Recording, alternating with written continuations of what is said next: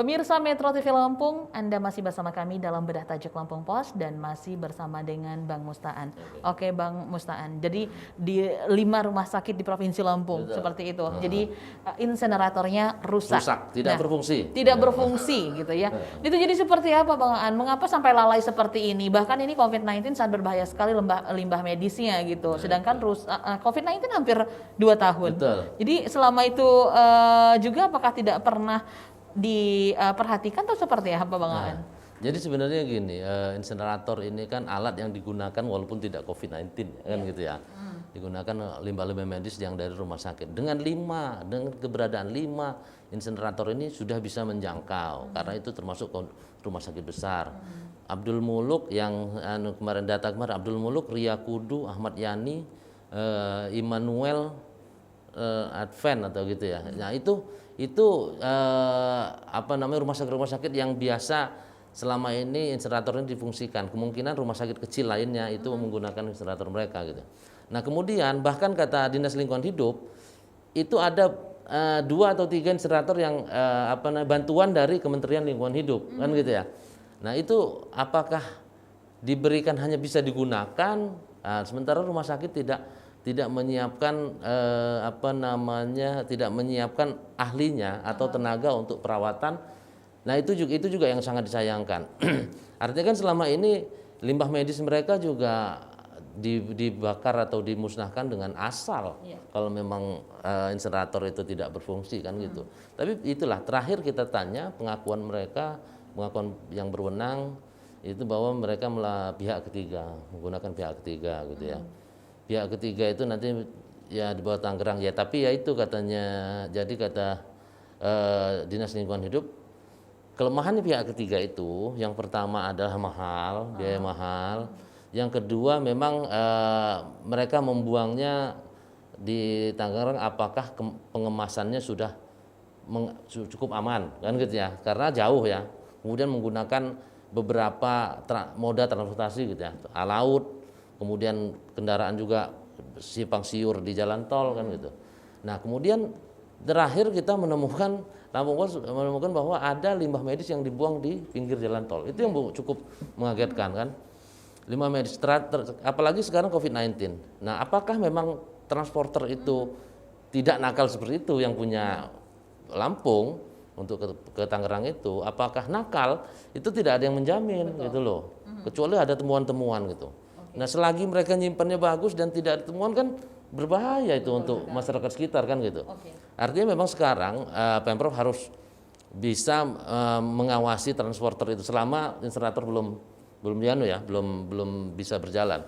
Dan juga harus benar-benar memberi edukasi ke masyarakat, apalagi untuk yang isoman, ya mereka harus pandai-pandai mengelola, memusnahkan limbah-limbah medis mereka dari perawatan yang mereka lakukan di rumah gitu loh.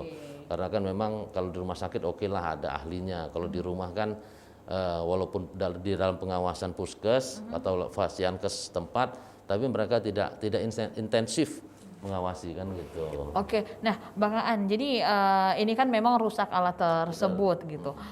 Seharusnya memang berfungsi, apalagi di masa pandemi COVID-19 saat berbahaya sekali limbah medis ini. Nah, bagaimana dari apa yang sekarang dilakukan dari pihak rumah sakit atau pihak berwenang atau pemerintah? Nah itu artinya kan gini, mereka juga sudah mulai ya mengedukasi masyarakat yang isoman itu, mereka untuk segera memusnahkan teknis yang paling aman gitu. Sementara kalau di rumah sakit ini, yaitu yang masih mengkhawatirkan kita. Apakah yaitu kemarin kita juga prediksi apa jangan-jangan buang ke laut nih. Nah kan gitu sama transporter ya. Apalagi sekarang semakin banyak ruang-ruang perawatan selain ada di rumah sakit yang biasa merawat pasien ya. Sekarang ruang perawatan COVID-19 itu ada di Islamic Center. Di daerah-daerah juga menggunakan beberapa tempat, termasuk salah satunya Islamic Center untuk merawat pasien isolasi terpadu ya.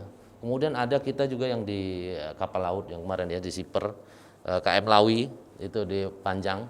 Nah itu apakah bagaimana limbah medisnya, itulah yang perlu dijelaskan pemerintah masyarakat agar ya jangan sia-sia kita menekan penyebaran COVID, tapi ternyata justru bukan penyebarannya bukan dari antar manusia ke manusia, tapi dari limbah medis ke manusia, gitu ya. Manusianya sehat, dari limbah medis ada varian baru. Nah, itu yang memang harus dijelaskan bagaimana pemerintah untuk kepada masyarakat bahwa aman loh.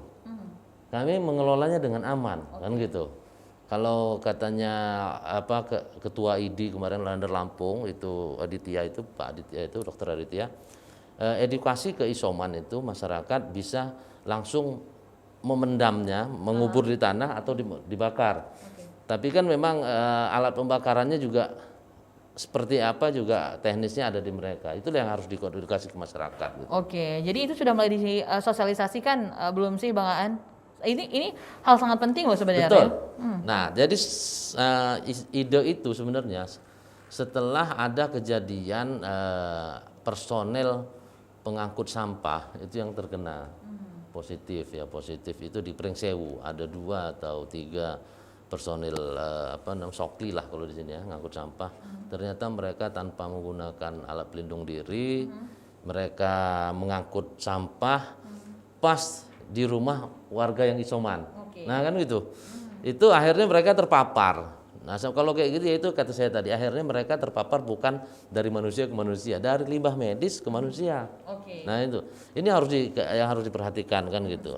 Dan mereka akhirnya mengedukasi masyarakat itu upayanya memang tidak ada lagi atau belum muncul lagi, tapi setelah itu memang tidak ada lagi tentang tukang sampah yang terpapar gitu. Oke, intinya adalah mengedukasi masyarakat itu sangat penting, dan yang pasti seperti apa insinerator yang rusak ini tidak mau diperbaiki atau ahlinya diturunkan karena ini penting sekali untuk pihak rumah sakit. Ya, artinya memang harus segera untuk perbaikan insinerator atau pengadaan baru insinerator gitu ya. Itu yang paling utama.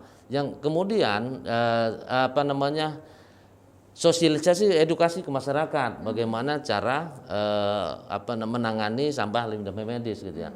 Dan juga akhirnya rumah sakit juga harus jelas rekanan itu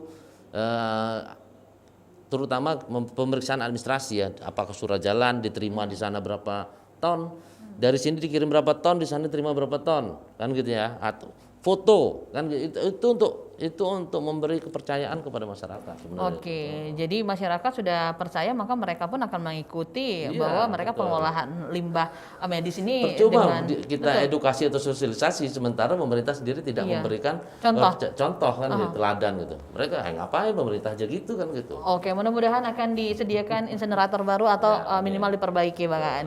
Pemirsa Metro TV Lampung, nanti kami akan kembali untuk membahas trending topik apa saja yang ada di 3 platform Lampung Pos lainnya. Tetaplah bersama kami.